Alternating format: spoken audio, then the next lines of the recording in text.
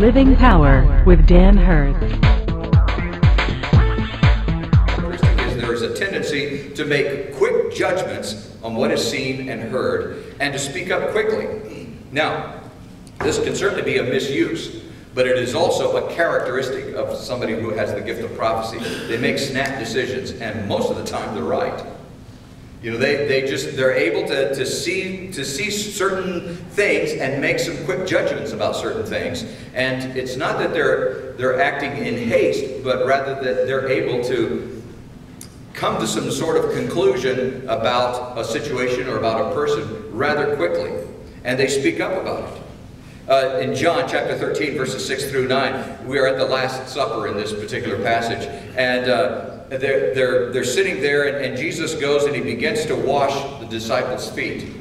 And Peter says, "Whoa!" Well, he didn't say "whoa," but I mean, he probably did say "whoa," which they just didn't put it in. They said, "Whoa, Lord, you're going to wash my feet?" And really what he was saying was, "Jesus, this is beneath you. I should be washing your feet.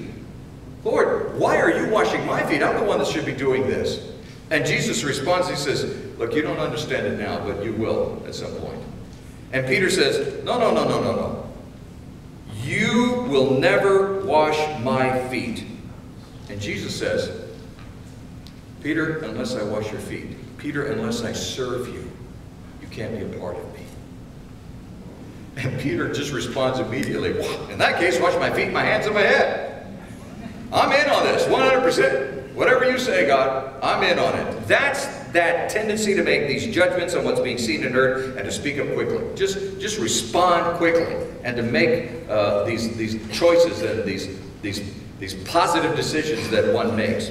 Another time when Jesus was speaking to his disciples, he said, who do people say that I am? Who do you say I am? In Matthew 16, verses 15 and 16, he says, "What about you? Who do you say I am?" And Simon Peter answered immediately, and he says, and this is such an amazing statement coming from Peter, "You are the Christ, the Son of the living God." You see, Peter, as far as we know, was not an educated man.